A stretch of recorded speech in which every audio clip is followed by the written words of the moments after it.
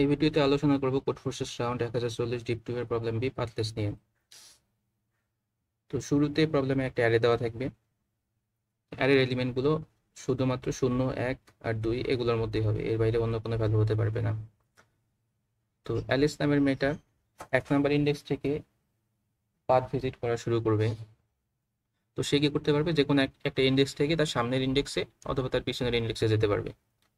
আর ওর কাজ হচ্ছে যে ইনিশিয়াল ইন্ডেক্স মানে 1 নাম্বার ইন্ডেক্স থেকে ফাইনাল ইন্ডেক্স এনে পৌঁছানো। তো এখানে পৌঁছানোর পর যতগুলো ও ইন্ডেক্সে ভিজিট করবে সবগুলোর সাম যেন ইনিশিয়ালি যে একটা সাম দেওয়া থাকবে তার সমান হয় কিনা, যদিও সমান করতে পারে তাহলে সাকসেসফুল। আর যদি আর একজন আছে বব। তো বব কি করবে, বব অ্যালিসকে এই কাজ করতে দেবে না। তো সে অ্যাডের উপাদানগুলোকে এমনভাবে রিঅ্যারেঞ্জ করবে, মানে এমনভাবে আবার সাজাবে যেন অ্যালিস এই কাজটা কোনোভাবে করতে না পারে। তো বব যদি কোনোভাবে এই কাজটা করতে পারে তাহলে অ্যান্সার হবে ইয়েস। অ্যান্সার হবে ইয়েস। তারপর ওই রিঅ্যারেঞ্জড মানে পুনরায় বিন্যাসকৃত যে অ্যারেটা আছে সেটাকে আউটপুট আকারে প্রিন্ট করতে হবে। আর যদি বব কোনোভাবে করতে না পারে তাহলে -1 প্রিন্ট করতে হবে।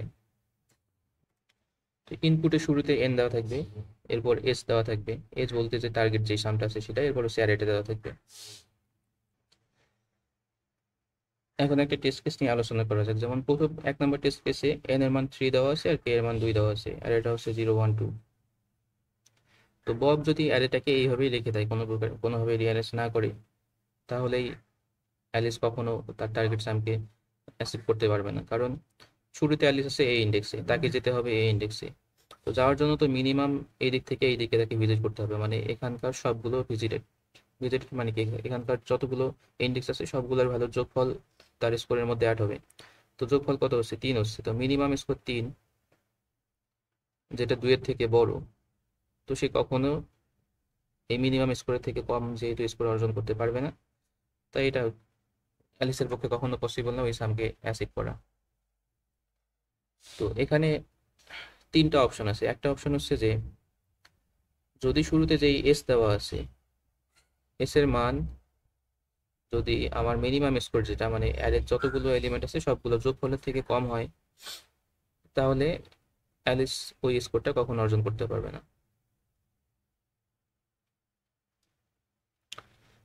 মানে এই যে এটার ক্ষেত্রে আর কি এরকম, এটা হচ্ছে এস এর মান আর এটা হচ্ছে মিনিমাম স্কোরের মান। যদি মিনিমাম স্কোর কি বলে, এস এর মান মিনিমাম স্কোরের থেকে যদি কখনো কম হয়, জাস্ট ওই অ্যারেটাকে প্রিন্ট করে দিলেই হবে। এটাই হচ্ছে অ্যান্সার। আর যদি এস এর মান মিনিমাম স্কোরের সমান হয়, তাহলে কি করবে অ্যালিস সব সময় তার টার্গেট সামকে অ্যাচিভ করতে পারবে। কারণ তাকে তো লেফট থেকে রাইটে একবার মুভ করতেই হবে, মুভ করলে সে কি কি পেয়ে যাবে, মিনিমাম স্কোর। আর তার এস যেহেতু মিনিমাম স্কোরের সমান, তো সে সেটা অ্যাচিভ করতে পারলো। তো বব কোনোভাবেই তাকে আটকাতে পারবে না, সে যেভাবেই রিয়ারেঞ্জ করুক না কেন। আর একটা কেস আছে, সেটা হচ্ছে যে এস এর মান যদি মিনিমাম স্কোরের থেকে বেশি হয়, তো এই কেসটাকে হ্যান্ডেল করতে পারলেই হবে। তো এই কেসের ক্ষেত্রে কি হবে, যে সলিউশনটা হচ্ছে যে অ্যারের মধ্যে যতগুলো 2 আছে সবগুলোকে মাঝখানে রাখতে হবে, সবগুলো 2। এরপর যতগুলো 1 আছে সবগুলোকে শেষে রাখতে হবে, আর যতগুলো 0 আছে সবগুলোকে শুরুতে রাখতে হবে। তো এটা হচ্ছে অপটিমাল অ্যান্সার। তবে এই অ্যান্সারটা সবসময় প্রযোজ্য হবে না। যদি কি বলে, যদি এই s-1 equal to minimum score হয়, তাহলে এই অ্যান্সারটাই হবে ববের ক্ষেত্রে অপটিমাল অ্যান্সার। মানে এই ক্ষেত্রে অ্যালিসকে প্রিভেন্ট করা সম্ভব। আর যদি না হয় তাহলে মানে তাহলে অ্যালিস সবসময় তার টার্গেট যে স্কোরটা আছে তাকে অ্যাচিভ করতে পারবে। আচ্ছা, এখন এর ইনটিউশনটা একটু বলি কেন এটা হবে, যে s-1 যদি মিনিমাম স্কোরের সমান হয় তাহলে এটাই কেন অ্যান্সার, বা অন্য সব ক্ষেত্রে কেন না কেন। আচ্ছা, যেখানে যেখানে 0 থাক, তো 0-র পাশে হয় 1 থাকবে, নয়তো 0-র পাশে 2 থাকবে। এর বাইরে পসিবলই না, যেহেতু মানে অ্যারের উপাদানগুলো 0, 1, 2, এর বাইরে অন্য কিছু হবে না, অ্যারের ভ্যালুগুলো। তো যদি অ্যারেটা এরকম হয় 0, 1, 2, তাহলে অ্যালিস কি করতে পারে, অ্যালিস অ্যালিসের টার্গেট সাম তো অবশ্যই মিনিমাম স্কোরের থেকে বেশি। মিনিমাম স্কোর এখানে 3, টার্গেট সাম ধরলাম 4।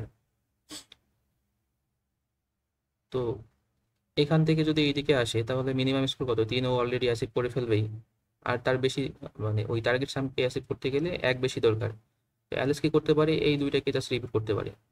একবার 0 থেকে 1 যাবে, আবার 1 থেকে 0-তে আসবে, আবার 0 থেকে 1-এ যাবে, আবার 1 থেকে 0-তে আসবে।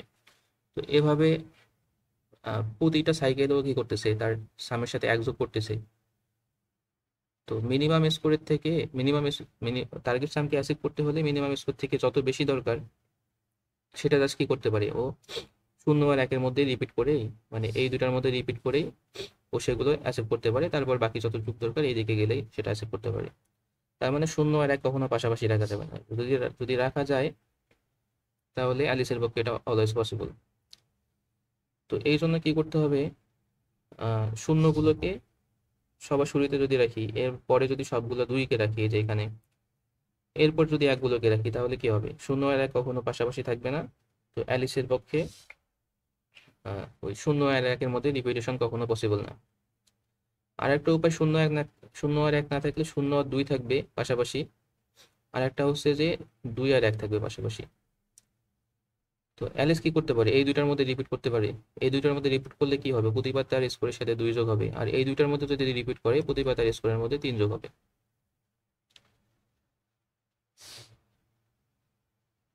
তো এইভাবে রিপিট করার মাধ্যমে ও এক ছাড়া বাকি যতগুলো ভ্যালু পসিবল সবগুলোই অর্জন করতে পারবে, এক্সট্রা যতগুলো তার স্কোর দরকার। কারণ ও মিনিমাম স্কোর অ্যাড করতে পারবে কত, 2।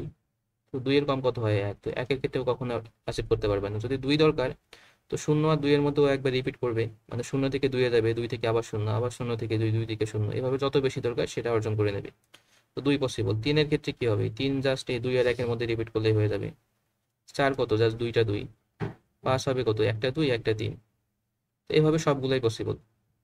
তার মানে যখন অ্যান্সার এক্সট্রা, আমার অ্যান্সার মানে কি বলে, মিনিমাম স্কোরের থেকে যখন স্কোর 1 বেশি দরকার, শুধুমাত্র তখনই পসিবল হচ্ছে না।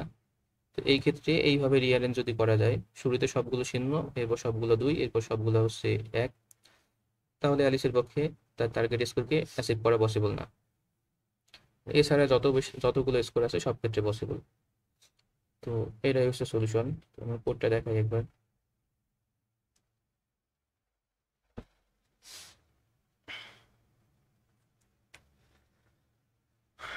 তো শুরুতে অ্যারেটাকে ইনপুট নিছি, আর তার আগে এন আর এস এর মান ইনপুট নিয়েছি। তো ইনিশিয়ালি সাম হচ্ছে 0, এরপর পুরো অ্যারের সামটা ক্যালকুলেট করছি। তো সামের মান যদি কখনো এস এর থেকে বড় হয়, মানে টার্গেট যে স্কোরটা আছে সেটা থেকে সামে বড়, তো এটা তো অলওয়েজ ববের পক্ষে পসিবল তাকে প্রিভেন্ট করা, অ্যালিসকে প্রিভেন্ট করা, যেন তার টার্গেট সামকে সে অ্যাচিভ করতে না পারে। তো সেক্ষেত্রে জাস্ট অ্যারেটাকে প্রিন্ট করে দিলেই অ্যান্সার হয়ে যাবে। আর যদি কখনো সামের মান টার্গেট সামের সমান হয়, মানে মিনিমাম সাম আর কি যেটা, সেটা যদি টার্গেট সামের সমান হয়, তাহলে এটা কখনো ববের পক্ষে পসিবল না অ্যালিসকে ঠেকানো। সেক্ষেত্রে অ্যান্সার -1।